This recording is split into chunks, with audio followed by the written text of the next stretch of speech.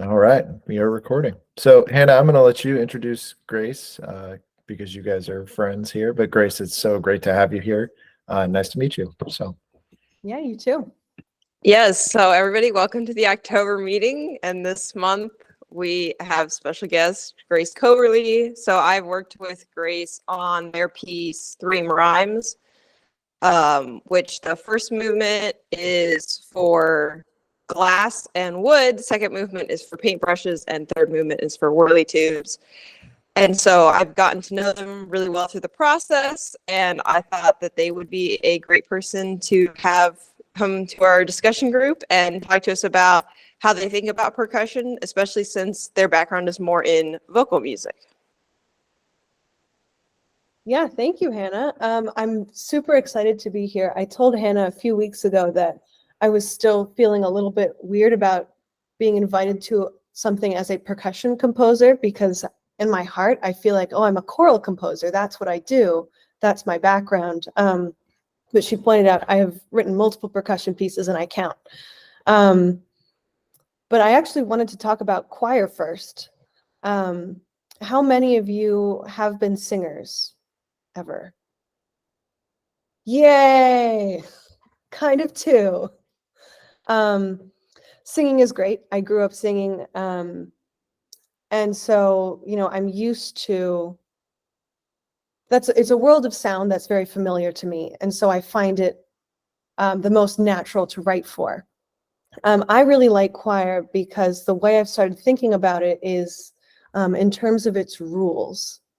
I think of it as a puzzle. I'm putting these different pieces together to create, an image or a sound or a story that's important to me. But that's all writing. What I like about writing for choir is its specific constraints. So, for example, if I'm writing for an SATB choir, all right, I can write for 4 parts. That means I get 4 notes at a time. I'm allowed to split 3 of the parts, but let's be honest, we never split the tenors. We love tenors, but there are never enough to do that. So you have to let the tenor sing just on one part the whole time. Each of those parts has its own range that you're allowed to use. Also, just because of the nature of singing, it's a lot harder to pluck an interval out of nowhere with your voice than it is to play on a keyboard. So everything has to make sense in context. You can't change keys out of nowhere. You can't pluck a new note out of nowhere after a long pause. And then there are also all these actual kind of legitimate rules about 4-part writing, where you're not allowed to double the third, and you can't use parallel fifths or parallel octaves. And the leading tone has to lead to the place where it wants to lead. It can't go anywhere else. And I imagine it could be kind of exhausting, except that I live it and I'm used to it. So it feels very natural to me. I know you all listen to the Lake Isle of Innisfree, but I actually want to see. I use Zoom. I don't know how Google Meet works, but I would love to send you a file. Can I do that? yeah, you should be able to put it in the chat. Oh, I found where the chat is. Yep. Sweet. I want to look at a different piece. I wrote Homeland that's not how it works. When I was 16, and it's still sort of, a lot of people like it, and I like it. Plus, it's really not working. Okay, maybe we'll find a different way to do it. Is it on your website? The score isn't. That's the problem, because I actually want to follow along. If you email it to me, I can, well, actually, you might be able to just you can share your screen using the present feature. Oh, this is so 2020 of me. Share my screen with audio. Oh, but the audio is going to come from somewhere else. All right, we might just have to listen to it, but that's fine. We'll survive.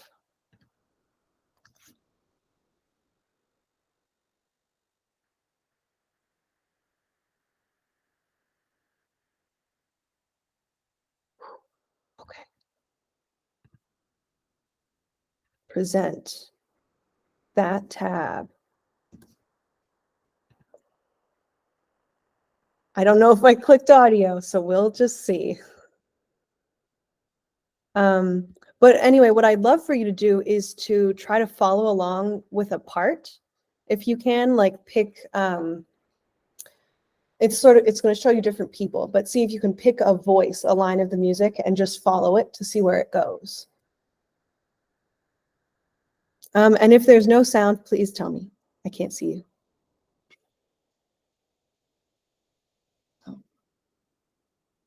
Dear lover, dear friend, see how gentle the night that warms us from the cold.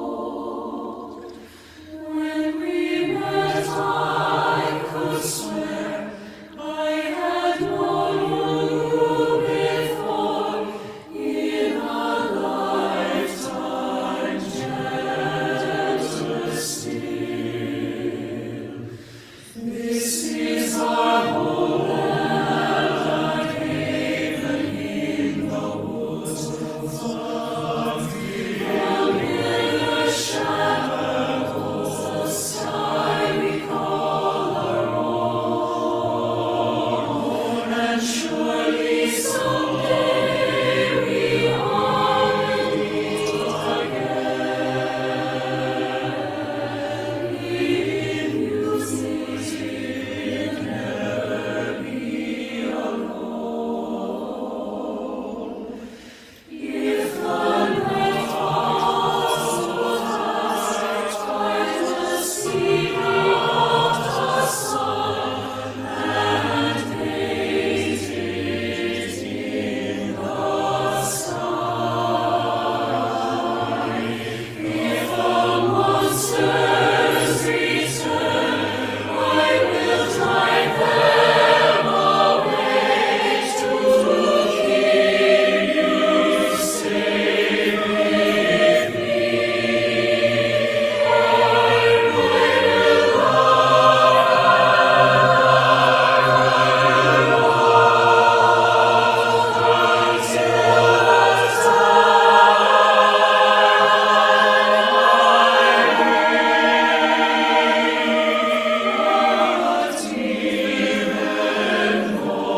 love distance grows, we will never be apart.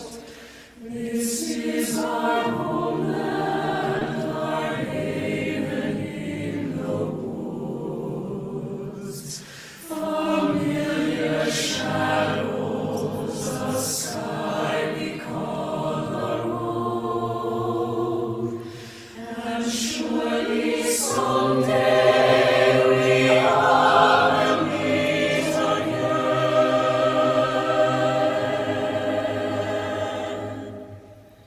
When we're centuries old and our voices are gone, we will all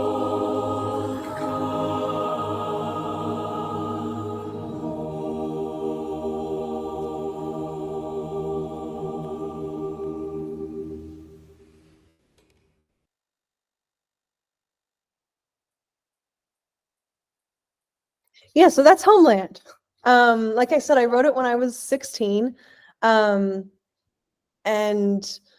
that was the Bowling Green State University Collegiate Chorale who kind of picked it up and ran with it. And they sing it at the end of all their big concerts now, which is very cool. What I think makes that piece successful, frankly, because it has been, lots of people have sung it, which is very cool, is just how accessible it is. I followed the rules, and so it's often sung by like high schoolers. High school choirs, I think, most commonly do this piece, or church choirs or community choirs. We've had a couple college and professional groups, but it's mostly, groups with a little less training. And I like that my choral music is accessible to them in that way. I did break some rules in there. I love parallel octaves, and I use them freely when it counts. I also have a bunch of parallel fifths kind of in the downstairs area because it's nice to fill things in down there. But I never split the tenors, and I maintain that that was the right choice. So I've recently been commissioned to rearrange that piece for treble voices, which is cool because I now have my completed jigsaw puzzle, and I have to take it apart and change the shape of the pieces, but still have the same picture at the end. And in some ways that's easy. The soprano line is now just called soprano 1, and I haven't touched it. Alto, I have changed just a couple notes. It was already kind of a high line, so that's soprano 2 now. And oh my gosh, be quiet. It's the lower parts that are tricky, because even if you just toss those up an octave, it doesn't quite work. I now have a smaller range to work with overall, which ended up being very tricky because I'm in the key of E flat. You can't ask an alto 2 to sing a lot of low E flats, so you want to move it up. But if we move it up, that means that now the sopranos, when they go up to their high notes, are on like a B.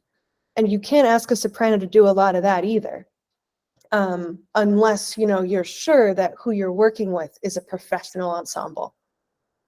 So instead, I'm having to just sort of flip some things, flip the chords inside themselves, and find new ways to create the same movement and the same moments without necessarily having the same chords. So that's been kind of a cool adventure. Fine, I'll talk about percussion now. So I like my rules, and I like singers, but when I attended Wildflower Composers Festival in 2020, it was yay! It was their first virtual year, obviously, because that was a time to be alive. And to deal with that, our ensembles also couldn't, the performers couldn't be in the same places as each other. So they had us all write solos. And I look at this long, long, long list of instruments. None of them are choir. And so I choose one that says percussion, because I go, well, that's anything. That can be a ton of notes, can be a ton of sounds, and there's not even any rules. Sweet. So I start working with Clara Warner, who is wonderful, on this piece, Earthworms Following Heavy Rain. And I learned that there are rules.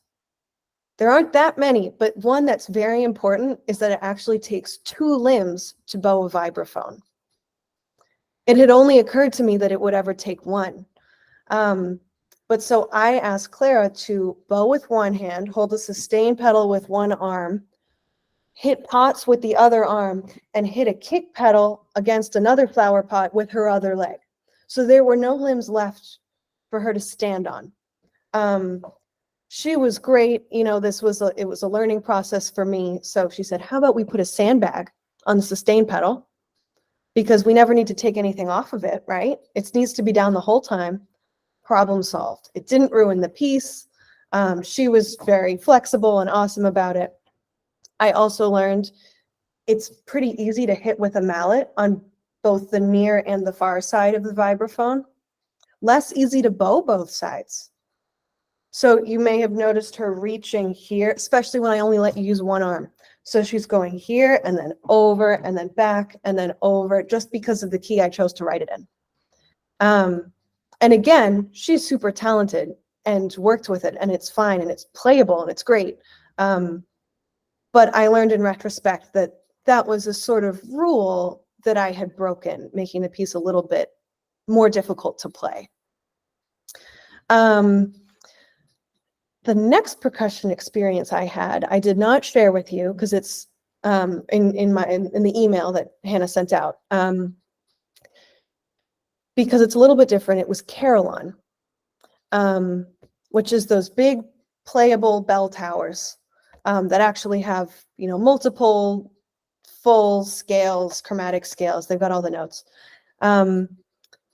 I do think that most carillonists are most likely to also be organists rather than like really good at marimba.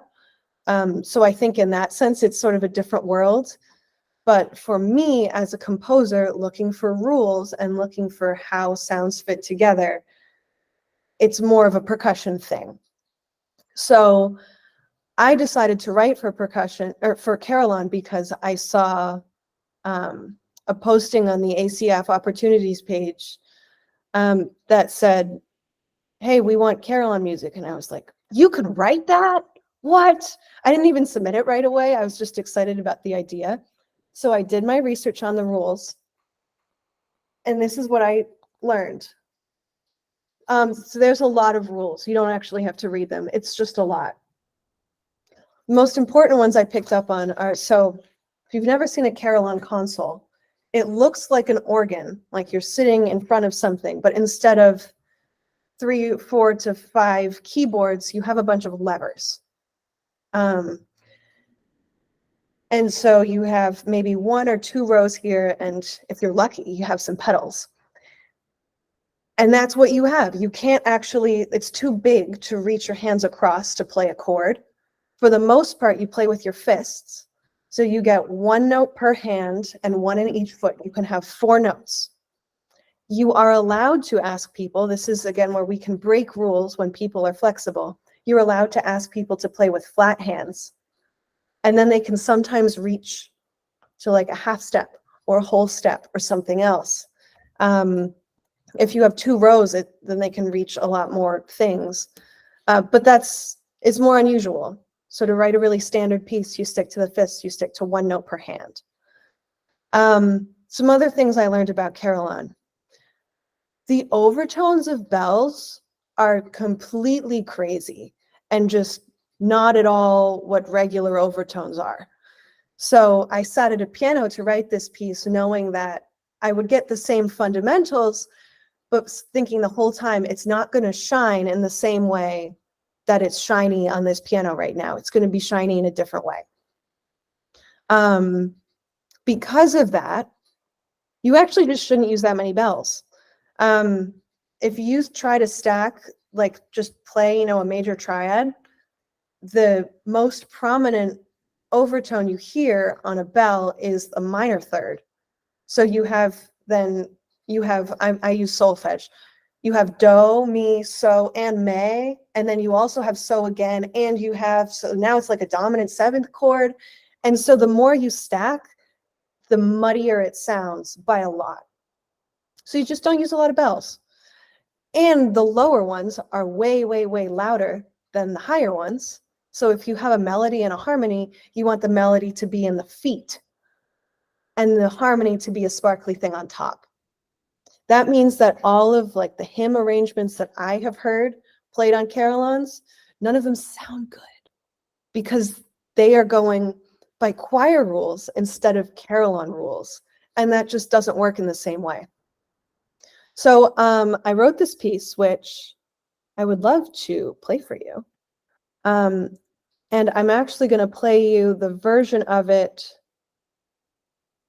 that was taken recently. It's a,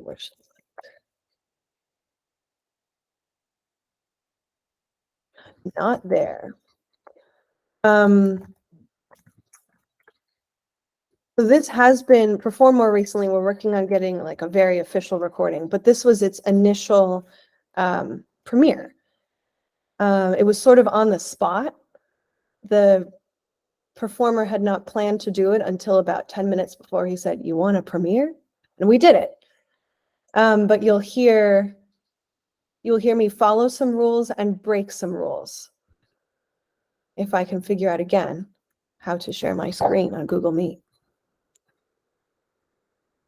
Present. Vertigo.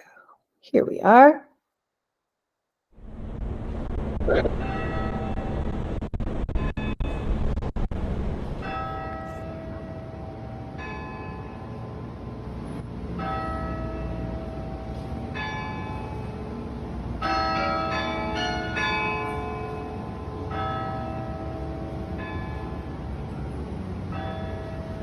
I'm skipping ahead because this piece is long. He wants to know if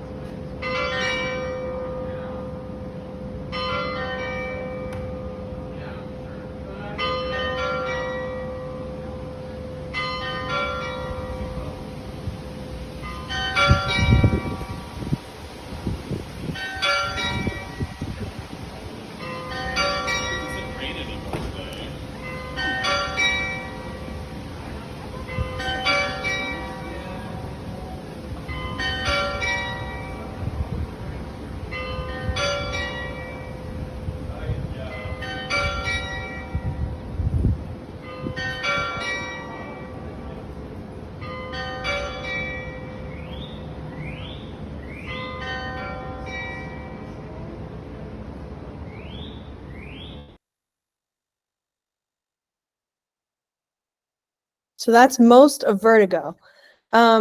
You heard two main things. One of them was me super following the rules. That's because if you try to play an arpeggio with your fists, you can try, starting on the left side. Bum, bum, bum, bum. Now do it fast. Bum, bum, bum. You know about this. You have to do that sometimes. Your forearms are going to hit each other. You can't do that and play it fast. So what's idiomatic to do instead on a carillon is bum, bum, bum, bum. And that's a motion that I use throughout the piece. So you're using your left hand, your right hand, then without crossing over, your left hand, your right hand. You also heard me use a whole lot of notes at the same time, which I was specifically told not to do. But I did it because I wanted it to sound ugly. Just a little bit. And so, you know, you can break the rules when it counts, when you mean it. This takes me to 3 rhymes, which I wrote collaborating with Hannah and Christian Zavala. From the beginning, we were working together on it. So what I was able to go to them pretty quickly and say, hey, what if instead of one piece, it was three, and one of them was really obnoxious, and one had paintbrushes, and one had toys. And they're like, sweet. But I did go into it thinking, all right, I know now that percussion has rules. Everybody just has their own rules. Caroline had a ton. I'm sure there are a lot here that really matter. Like, definitely it's super important that the note heads that I choose are really intentional and matter. The other thing that Hannah taught me was about performance notes. So choirs don't use performance notes. If you need to write something for a choir to sing that requires performance notes, I hope like you're in touch with the director and you're working them through it, because that is not common. Choirs look at the page and they sing what's there, and that's all the information they get. But it turns out in percussion, you can do anything you want as long as you explain it in your performance notes. I love that. So I'm making mine really detailed now. It's also been really helpful to workshop with Hannah. So you saw all of the recordings that she's done recently. We met up a few weeks ago at lunch to go through the scores. There was a part of one piece that we rewrote a bit of rhyme 1. Rhymes 1 and 2 needed some notational updates. And rhyme 3, we talked more about my vision for it and how it would come out, because it's a kind of ambiguous score. And Hannah's gone again. And she was there. She knows what happened. So it's been really, really helpful working with her. And this is sort of when I realized percussionists are, and you guys know this, percussionists are so cool. And like by far the most flexible and adventurous and enthusiastic performers I've ever worked with. I wrote a piece over the summer where a member of the ensemble, like the whole time, just didn't like how experimental it was and was giving me feedback that wasn't relevant to my vision for the piece because it made her uncomfortable. Percussionists don't get like that. Percussionists aren't afraid. So I get to do all these cool things and say, great, we're going to use paintbrushes. And they said, cool, does it matter the kind of paper we buy? And I said, no, just loud, because I hadn't thought of that either.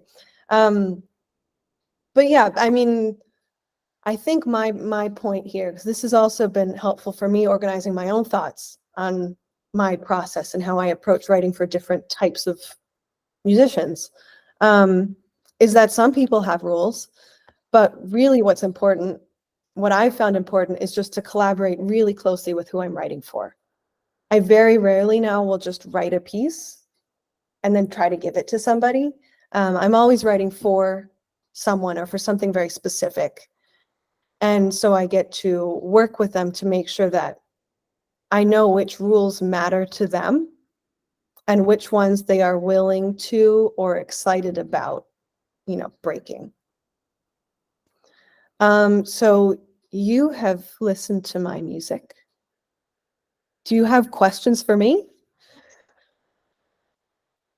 I have a quick question that I put in the chat earlier, but just curious where that Carillon is located. Is that in Boston or is it another That Carillon US? is at St. Chrysostom's Church in Chicago. Oh, cool. But actually just on Tuesday, it was played on the Baird Carillon at University of Michigan.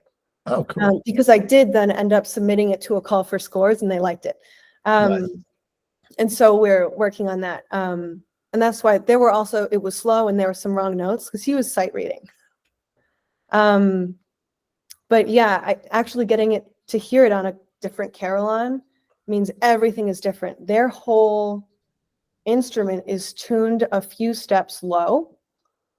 So the whole thing was in a fully different key and everything mixed a little bit differently and it had a very different feeling. When I hear that recording, it feels kind of unsettled to me and a little bit more agitated, whereas my new recording made me emotional because of how solid it felt. And it's just a different instrument. Yeah. thought that was really cool.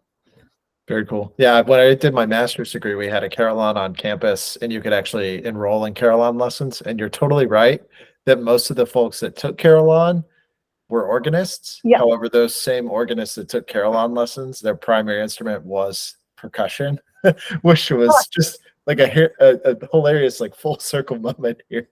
Yeah, I don't know what takes you to Carillon, but I'm very excited it's taken some people there. Yeah, it was cool. Yeah, so I'm really glad you shared that. Also, your writing for the instrument kind of reminds me of like I can't pick a certain piece of repertoire out of my head, but it almost reminds me of like music for vibraphone that I've heard, like solo unaccompanied vibraphone by itself. That I don't know. There's something about it. Maybe it's the limitations of carillon might kind of lend themselves pretty well to the like not limitations to the rules of carillon versus the rules of vibraphone. I like the way you phrase that, so I'm going to steal that now. But rules are constraints. It's not limitations, it's just the way it works. Yeah, so I think there's some like commonality, and I kind of heard that in your carillon writing. I don't know if you feel that way or if anybody else heard that, but yeah, it was great to hear that. So I definitely had the same thought because we're working on pieces for vibraphone that Stuart Saunders Smith wrote that we're going to premiere in December. And I was listening to your carillon piece, Grace, and I was like, this sounds exactly like what Stuart Saunders Smith wrote for me to play on vibraphone. Nice. Yeah, I think that's super interesting that like you can write a piece for something that works really well for that thing, and it also just happens to work well for this other thing. Choir doesn't really do that. One exception to that I'm starting to play with is if anybody's like really stalked my website, I have this piece called My Own Whirring Bones that I wrote at Connecticut Summerfest this summer. And it's for woodwind trio and electronics. And the electronic track is a recording of me reading a poem that I wrote coincidentally when I was 16. And the whole time they're playing along with the natural rhythm of my voice. I'm not speaking, in a very strictly rhythmic way. I'm just talking, and they're playing with me kind of like Gregorian chant almost. And so that was the first time that I really took something very choral and just put it somewhere else. And it seemed pretty playable for them, except that I didn't notate any rhythm because there wasn't any to write down. So they had to just get to know the recording really well. But that's been a cool experiment. And the same thing I'm now trying. I figure if I'm going to write for carillon, I might as well write for organ. So I'm now taking baby steps into organ, which I find terrifying and huge, and it can make any sound you want it to, and as many notes as you want at the same time. But I'm thinking about, just as an exercise, taking a piano piece of mine and arranging it for organ. And taking that same piano piece, arranging it for carillon. Maybe now taking this carillon piece and arranging it for vibraphone, just to start experimenting with the rules that other instruments have using work that I've already written.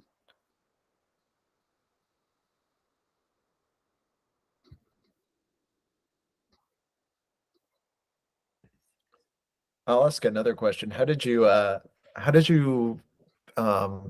decide on the flower pots for earthworms? Because Hannah and I have played on several flower pots, as I'm sure several other folks on this call have.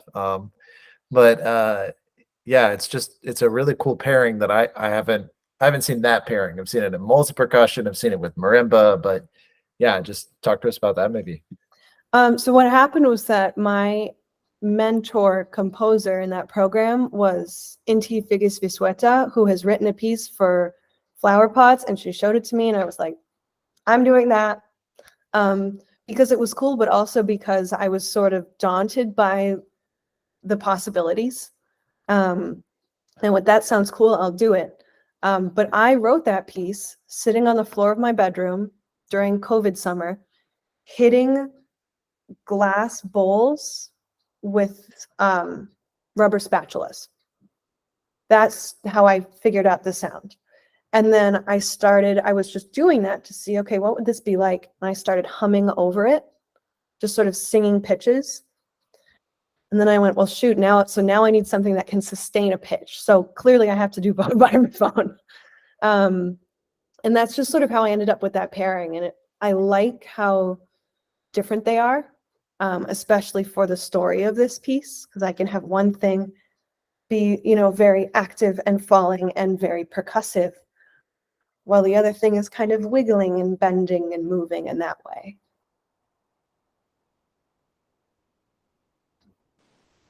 So that leads me to a question. So you just said that when you compose that piece, like you used your voice along with like improvisation to like create the score. Mm-hmm. So what was your compositional process for the 3 rhymes? For the 3 rhymes, I had to do a lot more thinking because I'm not a percussionist, and so I can't necessarily play what I wrote.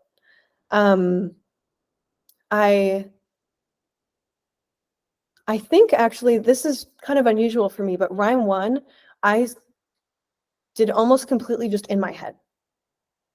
Just thinking what I wanted it to sound like and writing it down, and I never got to hear it out loud until I got the recording. But I knew the kind of sound I wanted. I knew that I wanted it to be kind of loud and sharp. And I hit some things and I went, okay, that's the kind of vibe I'm going for. But yeah, I never got to hear that piece out loud in any form before Hannah sent me a recording. For rhyme 2, I went to the hardware store and I bought paintbrushes and I taped parchment paper to my table and I brushed. But I was still only one person, so it was still, imagining how things will fit together and going through the motions of just one of the parts. I am very used to great Sibelius playback for choir. I mean, it's a terrifying sound. It's like, oh, does not sound like a human being, but it sounds like the notes that I wrote.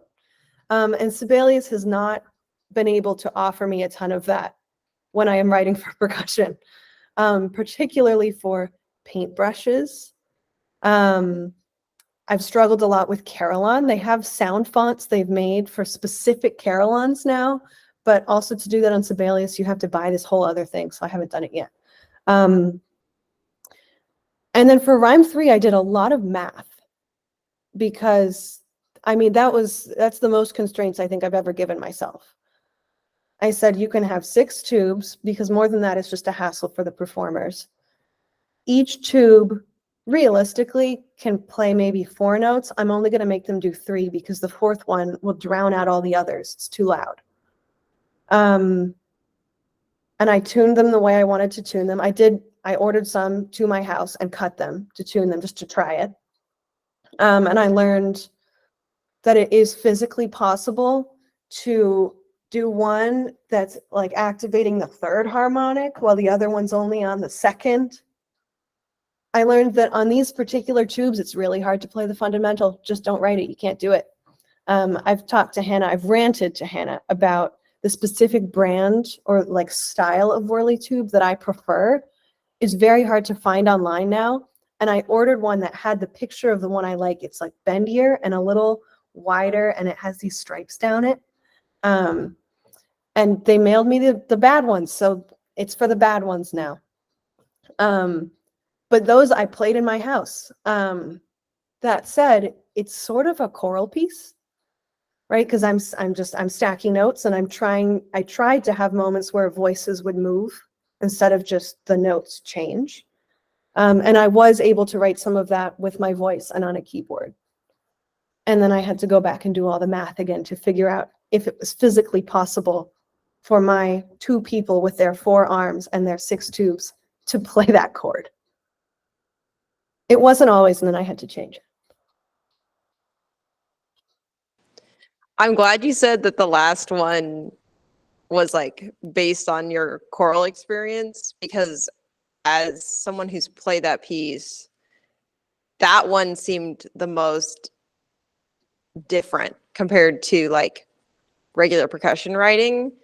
And I also found personally that that one is actually the hardest to perform, just because of the endurance that's required of the performers. And then, as you said, like having one hand move slower than the other hand is actually, it's quite difficult because you're not thinking in terms of rhythm Mhm. at all. It's just like rotation. It's a feeling thing instead of like a math exactness. Yeah, I've said many times, if anybody, like I can sort of do it, but if anybody can do it, it's percussionists. So I think it's for them.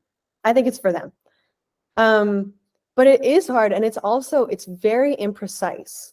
Can I'm gonna share that score if I can physically do it. Just because I'm very proud of it. It's very pretty. I made it on Apple Preview, and it looks so good. Present. Preview. Oh, Google Chrome's not allowed to record on my computer. Maybe we can send it later, but it's a lot of lines and wigglies. I might be able to share it. If you Yeah, give me you a try. moment. You can keep talking. I'll find it. But I basically had to make up a way to do this. And I had to keep asking myself, you know, do I actually care how long it takes them to play this line? No, I don't care. What I care is that this thing happens first. And then after a while, this thing happens. And then quickly after that, this thing happens. But I don't care the amount of time that takes. And so there's not a lot on the score, but everything that's on there is brand new. There were a lot of performance notes. And I did the same thing on my paintbrush piece. The paintbrush piece was originally going to be a pretty strange looking score with timestamps, which I still find to be really scary. I don't want to do timestamps in my score. I want rhythm. Oh, sweet. But then it turned out that piece in my heart was just in 6/8, so it was a lot easier than I thought. Yeah, here we go. Originally, I hadn't physically written in these commas. They were always there in my heart. But Hannah sent me a very early recording of this piece where both of them played all the way through the whole thing without taking a break. And it was so brave. It was so brave of you. But it was super, super hard and not at all what I intended. So now I have these big fat commas in there. So there are all these lifts where you get to take a break for a second and figure out how fast your right arm is going to move in a second. So the line is, like I said, you never actually play the fundamental in this piece. It starts on the second harmonic, which, hang on, I have a tube. I can just do that. I had one extra that I didn't tune or mess up, and so I just kept it as a souvenir. So maybe you may or may not actually be able to hear it, but can you hear that at all? Yay, a little. So that's our second harmonic. There's the third and the fourth. And as you may have heard, I played the fifth a little bit on accident. But it's so loud that it was going to overpower everything else. So I limited myself to just 2, 3, 4. So the line is the second, and then this sort of slow squiggly is the third harmonic, and then a little bit later on, is this much faster one, and that's the high octave, the fourth harmonic. The tubes were also tuned originally by me, but then Hannah practiced so hard that she broke them, so she had to do her own. And I used this symbol system just to sort of keep things straight in my head, because I am a singer. I'm a solfege person. I like tonal music. It sounds nice. It sounds pretty, so I write it. These circles on the side are the matching yellow tubes, and those are not tuned at all. Those are just on their, whatever their original pitch is when you take them out of the package. So that's the first scale degree. The second is the little slanty line. The third is the triangle. The fourth is the square, and the fifth is the star. The fifth is actually really hard to play, that tube, because the shorter they get, like, and that is right about the length where like it's really hard to make anything come out of it.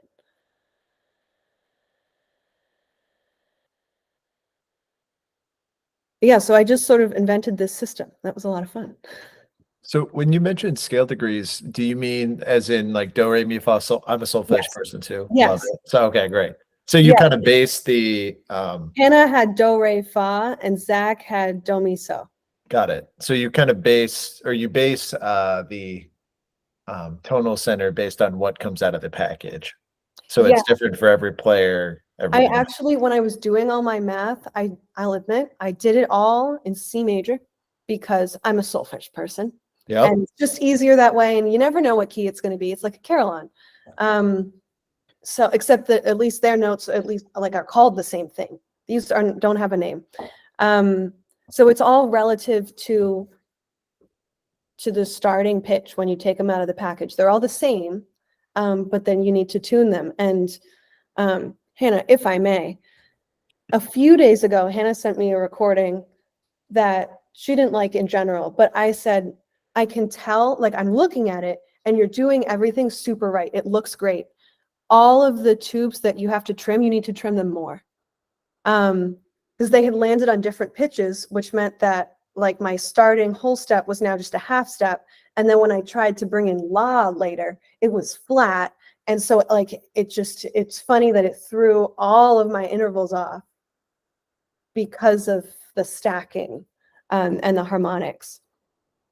But then she fixed them and it sounds great.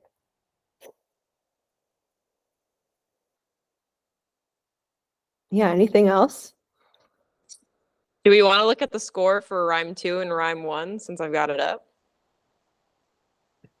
Yes. Let's do it.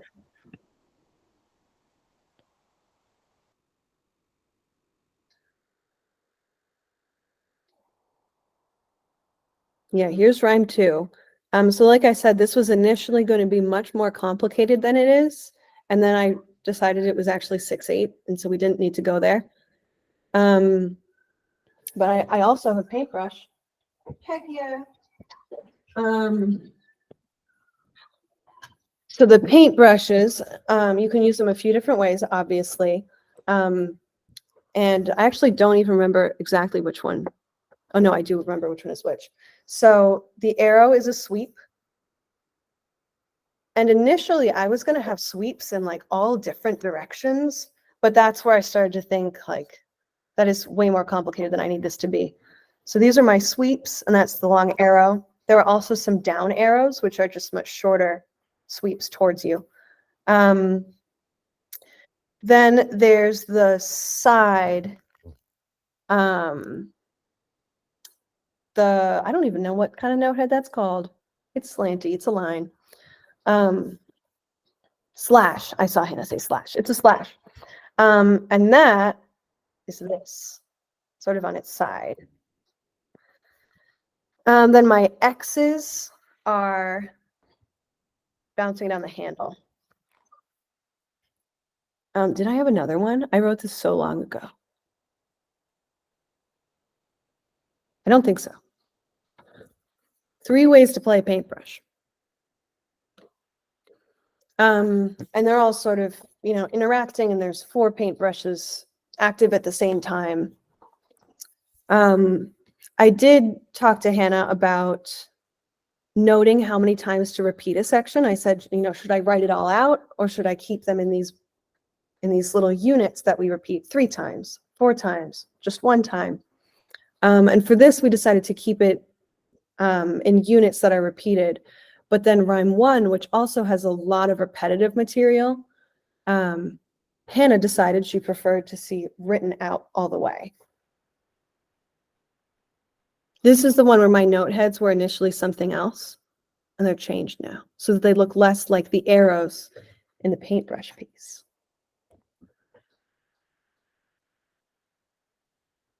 And here also, I used time signatures that I didn't care about just for organizational purposes. I learned about the term agogic accent, which is something I did not want any of in this piece. Because it's really just, I like that it said 7/8. That means there's 7/8 notes here. Just so you know, don't accidentally play 8 in this measure. The next one, there's 9 of them. Then there's going to be 4. So it's not really functionally in 9/8, as you can see in those 9/8 measures. Oh, one of them is. But it's more just, I hoped something that would be useful to a performer looking at the score and counting. And that's one of those things where I didn't know if there was going to be a rule about this, if that was going to be something that needed to be clarified. So it was helpful to talk to Hannah about it. And this was the one that you mentioned you wrote sort of in your head, correct? Yes. Like hitting on instruments. So I guess this is kind of a question of like where your head is at and like you, but your background, you're an elementary school teacher too, right? Mhm. Yeah. So does this, I mean, I see the whirly tubes and I see the paintbrushes and I see like the interactivity of it as like kind of maybe some of that has to do with like the elementary school teacher side of things. And you can please tell me if I'm on the wrong base. But does this kind of feel separate from the other two in terms of that, or am I off base, I guess? I've actually thought a lot about, it is a weird place to straddle in the music world. I do 2 very, very different things, and both of them are extremely fulfilling to me, and I'm going to do both for the rest of my life. But yeah, there's not a lot of overlap, at least right now. I did actually write all the rhymes in response to something that a kid said to me once, which was, we did a beat dance, which is you all hold rhythm sticks, and it's sort of like a follow the leader thing. They do what I do. We came into, like I was blasting the radio edit of Levels by Avicii. We're going like this to the beat.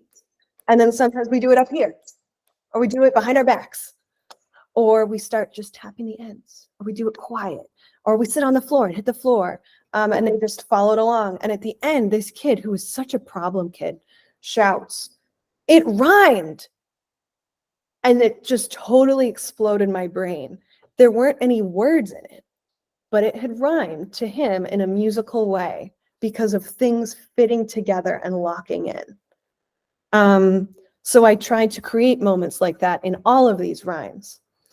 This piece was also a specific response to my 6th graders looking at my website when we were doing a composition project and saying, "Do you have any fast music?" And I didn't, so now I do. I'm still playing around with that. I'm trying to find the places. I have a big secret percussion project in mind that I need to like talk to people about and get the rights for, that would bring my education stuff and my composition stuff a lot closer together. But in the meantime, they're just kind of different ways to explore the same joy and to create the same joy for other people. My identical twin brother is an elementary school music teacher, so I was kind of fascinated by that. That how that kind of, yeah, how you toe that line, but also how those 2 different parts of like your musical career interact. So thank you for sharing. I really appreciate it. Yeah, honestly, what I'm trying to do is train a whole bunch of little composers. Yeah. And I'm starting them without notation. I have a middle school jam band now that they bring their own instruments from home, and their assignment for the day is, hey, write some music. You should write it down somehow in a way that works for you so that you could remember it next week. If you have questions, let me know. And then they start wanting, hey, I actually want a system for writing down this specific riff on my guitar, or this specific set of chords I'm playing on the piano. But it's what they want, and it's always the creation comes first so that the notation is not an obstacle standing in their way. Yeah, you talked a lot about accessibility today, and I think that kind of is reflective in that anecdote and in that process of learning, which I really appreciate hearing. So, Yeah, music is for everyone and everyone should have it. So I write music that everyone can have as much as I can. Joseph, I want to go back to something you said about this one being the most contrasting compared to the other two in terms of this one being a little more like in the percussion canon. I wonder how much that has to do with when we were playing this originally, the score looked very different and what we were playing was very different. And I asked Grace if they would be okay with some edits. And so the edits were made, and I'm wondering if that input from me is what made this more percussion canon-like. I mean, it could be. I'm still feeling like daunted by all the possibilities that percussion has to offer as a field, as an instrument. And so this is maybe the most percussion-y piece. But there's also only 5 things that you can hit. And you always hit them with the same thing, and you always hit them in the same way.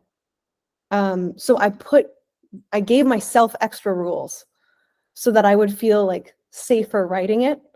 And so I'm thinking, I mean, as Mackenzie knows, I might have some projects coming up a little bit later where I get to do maybe a little more percussion canon stuff, but maybe not.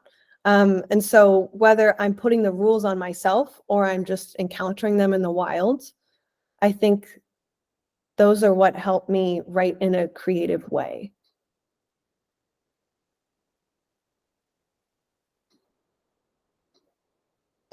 I have a question. I want to know which of the 3 rhymes is your favorite.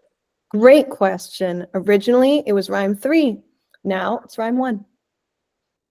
I think because the recording, I can't say the F word, right? Because it's a podcast now. It's so freaking tight. It's so good that I was playing it out loud at my partner's house yesterday, and someone said, "Is that a timer?" Like just at the beginning. I went, "No, it's music that I wrote. Thanks a lot." But I'm like thrilled by the precision of it, because that's not something that you can find really commonly in choirs or with other instruments. It's hard to be extremely precise and mechanical, as I actually asked you to be here. So I think that was new. And while rhyme 3 was exciting, because I've been dreaming of a whirly tube piece for like 4 or 5 years. And so I finally did it. But it sounds like something I've heard before. And this is a little bit more unfamiliar to me, and I like it for that reason.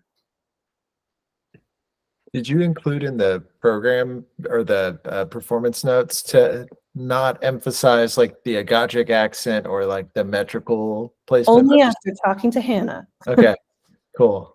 Yeah. I down really here. appreciate that, because there's some pedagogy that says every downbeat must be emphasized in the percussion land, or maybe not Right. emphasized is the right word, but Right. and And then, I, well, then I said it like in the B section, yeah, do it. They're yeah, actually real-time signatures in the B section. But right, other than that, they're not real. It's just so you can count.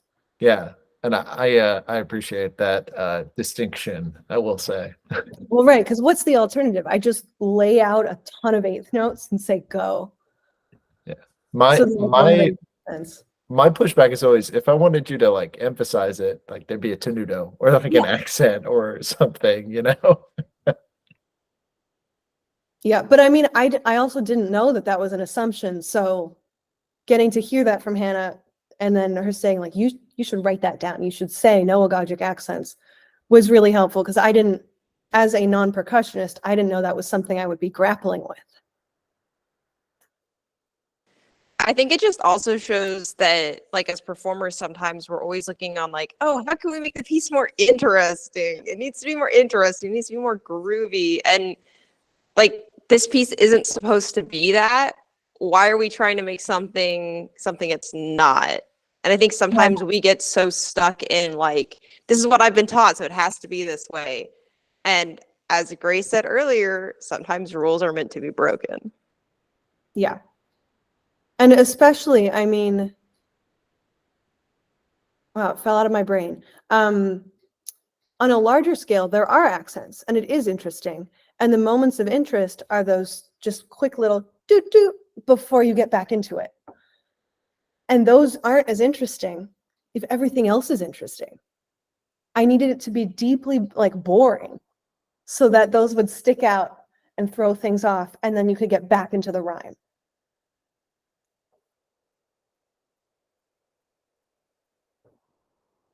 Yeah, this makes me just want to have an entire conversation with my students about what an accent actually is, which is just like purely emphasis. Because like what you're describing is like timbre, a change in timbre is an accent because your Yeah. ear is drawn to it, and like it's an emphasis.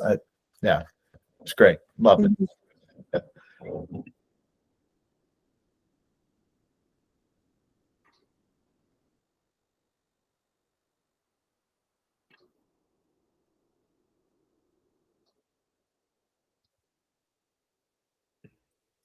I'm going to ask one more question here. So you mentioned the work that you wrote for wind trio and fixed media included text. Am I remembering that correctly? Yeah. Do you have any interest in like percussion and text and that intersection? And I'm sorry if I'm like invading into your future percussion do ideas. Maybe, I don't know yet. Okay. Actually, this is not an advertisement for Connecticut Summerfest, but you should go. It's great. I think that was a huge deal for me because before that, I felt like I have a few of these like new music pieces that are all instrumental. And then I have my standard choral work. And those have always felt very separate to me. Like even on my website, there are two different sections. But what I got to realize there was that there's this whole space in the middle that I haven't found yet, and frankly, that I think most people haven't found yet. And so my job now as someone who can do both of those is to find what's in the middle. So that piece was my first attempt at finding it. I'm actually finishing up a bassoon solo right now, where part of the score is words. It's a conversation that the bassoonist is playing with himself. The questions are written out like in musical notation, and the answers are written as sentences that you improvise pitches to the natural rhythm of. That's partially because I mean, the bassoon is what I had play the pitch contour of my speech on the piece from the summer. Like reed instruments are just so human and vocal that's sort of my angle right now. But I mean, I also have a linguistics degree. I was a music and linguistics major. So text has always been super like interesting to me and valuable, beyond just what it can tell me. And I'm only now figuring out how those are supposed to fit together.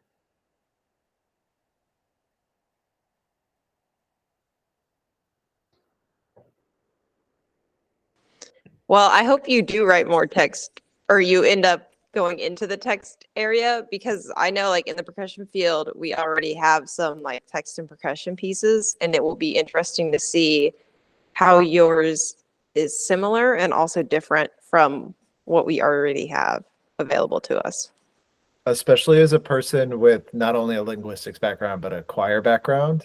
There's like also an entire fad, and I don't necessarily care that people know that I don't really like it, but like there's a whole fad of like singing and playing the marimba. There's some people that do it really well, and singing and playing the vibraphone especially, they do it pretty well, but like there is like this intersection. That's a rule I'm not willing to break quite yet. Yeah.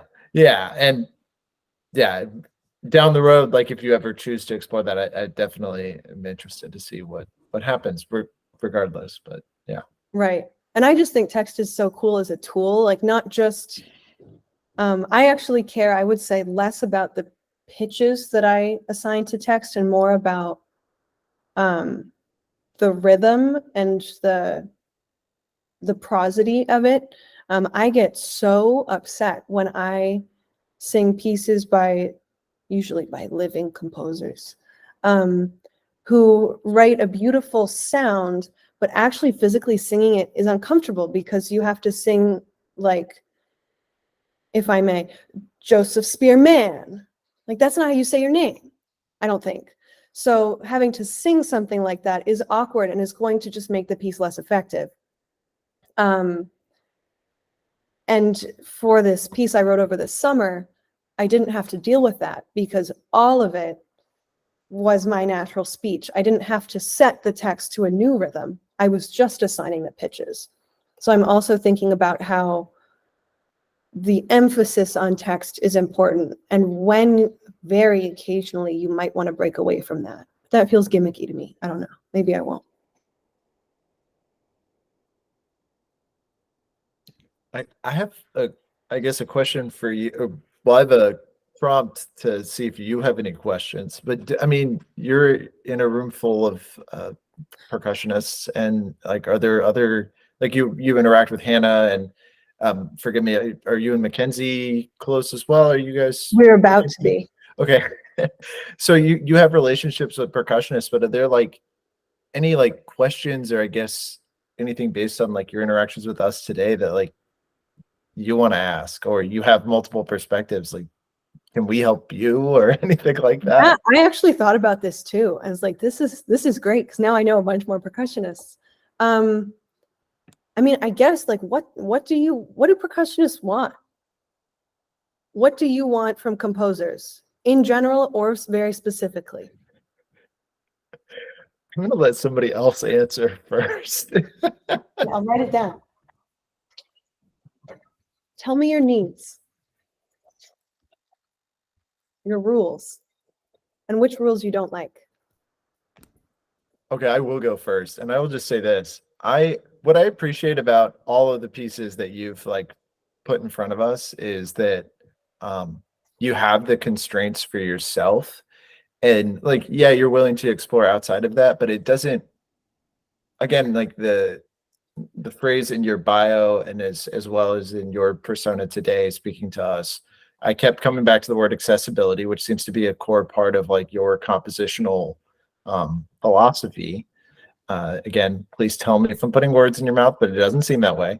And I appreciate that as a performer, because I'm like, okay, I'm not going to have to jump through 7,000 hoops to play a piece of music or do 30 stick changes, or what's important is finding like that I have the constraint of, hey, you're playing this with paintbrushes on a piece of paper, and I'm like, cool, I can obsess about these two things and finding the right sound. But I guess there's not a overwhelming amount of like instruments and like timbral changes, but what there is in timbre is like very thoughtful and like requires intimate like selection of instrument and implement. So that's a lot. I don't know how to put that sort of in a 5-word phrase. So yeah. No, I appreciate that. It's something that I'm partially like not trained to do because like I don't know how like harmonics work on a bassoon. I tried to find out and I couldn't. It was too hard. But also I don't think every piece needs harmonics. There are some that are meant to not. And so you don't have to do it just because you compose new music and that's what people like to do is play harmonics. I do try to I don't know, to have it actually be thoughtful and intentional. So I like that. Yeah, your phrase also reminds me of something that someone said to me once. It's like, hey, just because you're writing new music doesn't mean it also has to be like atonal. Like you can write pretty and like tonal music still. And I was like, oh, thank you. Music is supposed to sound good. So mine does. Take that. What else? Do you guys have pet peeves? Hannah does. I want other people to talk though before I say mine. No, I was gonna say that I feel like just going through the process of like writing it alongside a percussionist, just so you can have our perspective and know what our limitations are, or even just like know what our thoughts are. I really appreciate that because I feel like a lot of times you have people who come to percussion world who aren't familiar with it, and they're like, "Oh, I can just kind of do whatever I want," and like I guess kind of, but also sometimes there are like you just mentioned with the vibraphone and flower pot piece, which by the way, I really like that. I thought it was really cool. Like just like the ergonomic limitations of like reaching over and around. Like that's not even something that I think of immediately right off the bat because that's just something that is more, I guess, just kind of instinctual in a sense because I do it so much. But like just thinking about like, oh, I have a limitation on how many limbs I have to do this piece. And that um it's very thoughtful and I appreciate that. So yeah. Make more percussion music. Make more percussion music. Thank you. I've actually run into that before where like, you know, if you're a percussionist, you don't think all the time about the rules of your instrument. Because you know them. So I've had conversations with people where like they don't tell me, or I have to say like, please tell me the highest note you can play. I actually need to know it. I need to write it down so that I don't write you a note that's higher than that. And I've had to like drag this information out of people because you don't think of it because it's just like a reflex when it's something that you really know. And I'm lucky that I've gotten to now really think about my choral rules because I write for choir. But otherwise, I don't think I would know how to explain it. Yeah, I think having the perspective of like voice, like writing for voice leading, I teach music theory and like we talk about voice leading a lot, whether it's like in standard, like boring part writing or in like, hey, this is how a chord progression works. But like knowing like voice leading and like voicing, I think is like a really interesting sort of background in ergonomics that you bring to percussion writing, which is sick. So.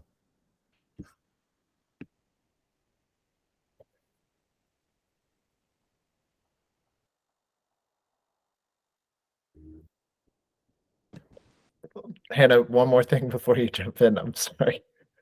As someone that goes to Goodwill or my partner goes to Goodwill and like buys random things for me, I also just I like the non like I like instruments from like a classroom and like smaller stuff and smaller setups in general. That is just me personally. I'm not someone that plays Xenakis, for instance, or timpani.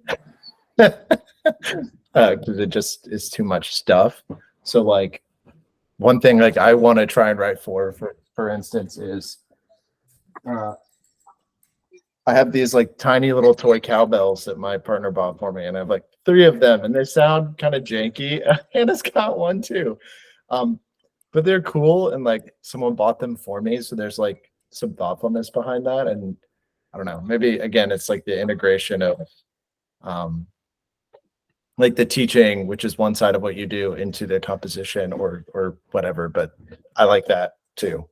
It also just again makes me think about what I'm doing and has my eyes out for random stuff at the thrift store. So Yeah, right. My very first introduction to like concert percussion music was Third Coast Percussion. I worked with them one summer at a summer camp because they were like the guest musicians and they did this big, cool, collaborative, like improvisational group piece that was on like a hill when we did it. And so I got to practice that with the kids. And when they invited me to be part of the premiere, I said, I can't, I'm in Italy. They said, oh, sweet, we're going to be there in a couple weeks. So I went to a concert of theirs and they had a piece that they played around a tiny little table with like a comb and a music box and a little stick. And I just thought that was so fascinating that they could build a whole sound world with just these little guys. So I want to do more of that. Yeah, I feel like what even though we don't like you said, we don't have a lot of rules. I feel like sometimes when percussionists, even when like percussionists write percussion music, sometimes we get stuck in like idioms, if that makes sense. We get stuck in like, Yeah. this is what percussion sounds like when you're writing marimba solo. This is what a marimba solo sounds like. You know, we have certain patterns or textures and something like stuff like that. But it's I do appreciate a lot of times music from non-percussionists because they do see what we do in a very different light.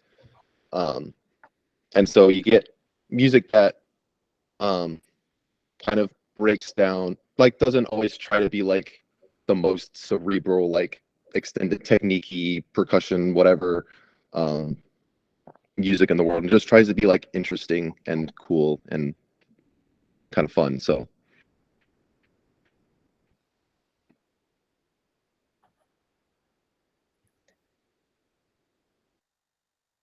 Hannah, say it. Great. Let me get on the soapbox real quick. Actually, before I do that, I wanted to say Graham wasn't able to make it today, but when I was talking to Graham, I think it was 2 weeks ago, he was talking about how much he liked your vibraphone piece because he just gave in the summer a vibraphone like coffee shop concert, and he's like, that piece would have been so great to play on it because it's just a vibraphone and three flower pots.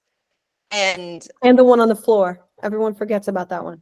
isn't that make it's three, right? You have two on the vibraphone and one on the floor?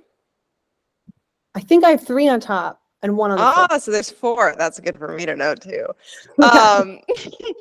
So I think like a lot of the times, like people just write for everything in the kitchen sink because they're like, oh, percussionists can play everything. So like, let's do everything. And the fact that you're willing to put constraints on things, one, I think makes you as a composer have to be more creative in your sound choices and like how you're going to go about things, which in a way makes, I don't want to say it makes the piece more intentional, but I feel like as a performer, you've had to be more intentional about it. But I think it also just helps make the piece more portable. And at least like for performers our age, like if we're going to go do a gig, we don't have the connections or the money yet to be renting all of this big gear or buying an extra suitcase for the train ride or the plane ride or whatever it is, or the car ride. And it's just like, how can we make this as easy for us to start gigging and touring as possible? And pieces like this help with that. And so I like really appreciate that. I think in terms of pet peeves, the biggest one I always think of is large ensemble. So in large ensemble settings, when I was at Ohio State, we would play these pieces and we would get these mallet parts that we would call flash trash. I'll write Which that down. flash trash is when you've given like the marimba player the same part as the flutes, and the flutes are in like their really high register where they're just like singing and they sound great in that register and they're hitting all the notes perfectly, and ergonomically if it works well on flute or like some wind instrument and it's really fast, it does not work well on ballad instruments. And for some reason they always put it on marimba, and marimba cannot be heard over Just a use a harder full mallet. band. Just Oh, use yeah. a stick. Use a snare drum stick. You're good. So that's like my biggest pet peeve is when I see a part like that. I'm like, it's already covered. Why am I playing this? So that's first one. My second one, which I feel like I see once again more in large ensemble music than solo music. Maybe I just haven't come across it in solo music. Is sometimes when you're playing in a large group, you have multiple instruments, and especially with newer works, composers don't understand that the instruments can't all be next to each other. It takes time to transition between instruments, and giving me 2 beats while we're celloing to 168 for me to go from the vibraphone to the temple blocks, which are in another person's setup because we only own one set, like I either look like an idiot because I'm falling to get there in time, or I have to miss it. Obviously, I'm going to look like an idiot, so I hit the notes, but like, I think sometimes that's forgotten. I don't know if there's a solo example of that. Well, I mean, my piece where I asked for too many limbs. Like, and then I found out it actually takes a physical amount of time to change the motor setting on a vibraphone with a motor. So you have to, I think I have in my score, like vamp until you did the motor thing. And of course you're still doing that while you're like hitting all the pots, but there's time for the change. But yeah, that's a really good point. And I think, I don't know, I would accidentally do that to a soloist. So that's helpful. Yeah, or even just and again, this is also something I feel like comes up in large ensemble, like implement choice or mallet choice. They're always it's always like something like transitioning between instruments that don't make sense with the implement that I have, or they're like really, really specific. They're like medium hard marimba mallet. And we're like, no, don't tell us what to use. Like, no, or like don't be that specific rather, you know? And that's something that I feel like at least for me, I see that like using this mallet or this implement, and my first thought is like, or not, like I don't know. Just let us figure it out. We got it. Don't worry about it. Yeah. Dude, Can I add? I just bought a multi-percussion solo from the 1960s that literally says black xylophone mallets and yellow yarn mallets on it. And I was like, who the hell knows what this guy was thinking? Like, he had everything picked out. Sorry. It's kind of, actually, this is like a weird tangent, but it's the same way on organ. And this is why I'm afraid of writing for organs, because every organ has different pipes. And lots of them have like some strings and some winds and some, like, I don't know, regular organ sounds. But it's much better to just say strings or like 16-foot than you must use this exact setting that they made in France, and like, because people don't have that. Or they know that they should switch to something else instead, so just let them. Yeah, that's what I was gonna say is like, I think composers do stuff like that because they want a specific articulation, but medium hard means a different thing to every person. And depending on if you're playing on an acoustalon, a rosewood, a non-rosewood, but still wooden, like mallet instrument, you're gonna get a lot of different sounds. And it's almost more important to put like, here's the articulation I'm going for. Even if you were to write out like more articulate, we can do that. Right. That's also why I'm trying to, like, now that you're talking about this, I'm thinking back to the rhymes and I was like, did I do anything annoying like that? But I think rhyme 1, I said hard mallets, wood, and glass. I didn't even say what kind of wood or glass it had to be. And so Hannah, you told me, we tried this thing, it sounded really weird. So now we are using planks instead. Great. You're a percussionist, not me. Yeah, I feel like saying something like hard mallets or soft mallets or sticks, like that's fine because that's like a kind of a broad category that within that category we can figure out like what makes the most sense, like for glass and woods. Okay, well, I have a bunch of hard mallets that I think makes sense, you know. So I think that being kind of general, that's fine, you know. It's like just the super like hyper specific stuff that I'm sorry, most composers that aren't percussionists aren't gonna necessarily know all the little fine details of like what works best. They can try, and that's within their right, but like a lot of times it's kind of silly. So Yeah, I'm writing that percussionists like trust. Yes, we want to be treated like adults. But you can't treat a choir like an adult. It's not an adult. The individuals are, but the ensemble is a child, and it needs support. I kept saying to Hannah, so is this another occasion of me coddling a percussionist and I should stop? She was like, "Don't. You have to coddle choirs." I know, because I'm in some. But I'll stop coddling percussionists. You're grown-ups. I So, think also going off of what, sorry, Joseph, or maybe that was Clay. Sorry, Clay. I think also going off of like what was Joseph was saying, like when you put specific implements, like you got to use the black xylophone mallets. Well, brands change. Are the black xylophone mallets that we use now could have been a different mallet back then, or because there's so many brands, there's multiple black xylophone mallets. Which one do you want? One has rubber around it and it's still black, but one of them is hard plastic.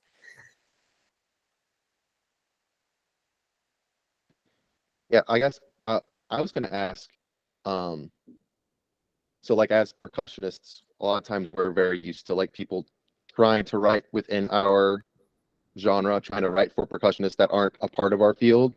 And obviously there's things that we like about it, things we dislike about that. But as someone who's like primarily a vocalist, I guess how common is it for people like outside of like SATB choir vocal world to like try to write for vocal world, and like what's that experience like? Are there frustrations around that, or does it or does it like not even happen in the first place? Oh boy, it does. Everybody's written a choral piece. Everybody. And I love music and I think everyone should write it. And most of them are bad. They are. It's usually, in my opinion, because of the text setting. Because there's a line that to say it and to sing it in this piece are so completely different that it just doesn't feel good. And that can make it more difficult to sing. There can be things that are like really gimmicky, or where they suddenly have you sing really high just because it would be cool, if they would sing really high, they could just sing up really high. Like I'm a human person who needs some time to get up there and to do it the right way. And I can sing up there on the word balloon, but I can't sing up there on the word tree. And so you need to know that. And it's because vowels are hard. But yes, it happens a lot. Whereas like, I'll use Melissa Dunphy as an example, because I know her. Melissa Dunphy writes a ton of choral music and also other stuff, but she knows how to write for choir. I don't know if she grew up singing in choirs. I don't know like if that's her background, but she clearly has taken the time to actually know how they work. And that's why her music is so successful. Yeah, art songs, like just a soloist and like a keyboard or something, it doesn't matter as much because you can get away with really crazy things. But yeah, I see that all the time, and it is why every time I get to talk to musicians, I talk about text setting, just in case. I think something that we've all been hitting on as far as like a pet peeve that maybe we haven't articulated in this way is that balancing instruments or objects and instruments can be, and I'm sure you tackled this with the flower pots with earthworms, with between the flower pots and vibraphone, or even between the standing flower pots and the one with the kick drum, balancing different timbres and instruments made out of different materials or at different frequencies is kind of hard. And like being mindful of like, if you want me to play for this giant thunder sheet, don't have me also like pairing it with like marimba or like something else that's maybe like a low frequency instrument. And I feel like, there's common sense involved in that like, balancing xylophone and I don't know, pick something that's not brittle and like glassy, something that requires like a lot of touch, I guess, or anyway, I'm blanking. It doesn't matter in what example it is, but having like, I think this is coming out of, I was giving a music history lecture last week, and the idea that instead of grouping instruments by pitch, it was grouped with like outside instruments and indoor instruments, like purpose. And I think percussion instruments are kind of, we have our like loud things and our really soft kind of touch based, or yeah, instruments like that. So I kind of like thinking of grouping it in that way. Not that you can't like mix those, because if you can balance thunder sheet and vibraphone, like it might sound incredible and be like this amazing moment. But yeah, I guess it's like drums and mallet instruments, for instance, I think it's like a really good example where it can be like really tough to balance it for your performer. But there's often ways that we can do that too. It's just, yeah, depends. So I think also though, it's important to remember that like what we think as like common sense isn't necessarily common sense. Because like what Grace just said about like sudden register changes not being difficult, like thinking about that as a percussionist who has written some choral things and gotten like, why did you do this? This is dumb. Like, I think we think, oh, hit low end, hit top end. Like it's easy. Oh, as someone who doesn't know anything about singing, I can sing a low note and then follow it by a really high note. And even though I have no vocal background, that seems really easy. But when you like take a step back and think about it, you're like, okay, but you're not trying to hit specific pitches. You're not trying to make sure your intonation's right. When you do that, you're not actually singing text with it. Like, I think it's easy to forget how complex our common sense in our area of expertise is. Clay and I just talked about this before the call started, because we were talking about teaching and having to revert to the lizard brain to teach kids how to hold sticks and like play one and two and. So yeah.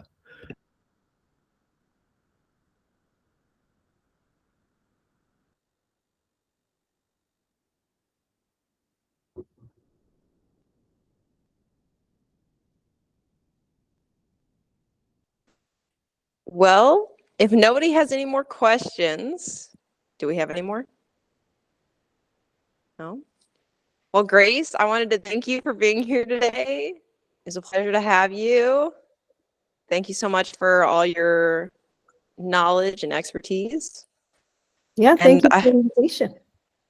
no problem. I hope everybody had a good time. At this point, we need to talk about our name. Should I stop recording now, Hannah? I think that would be great. Cool.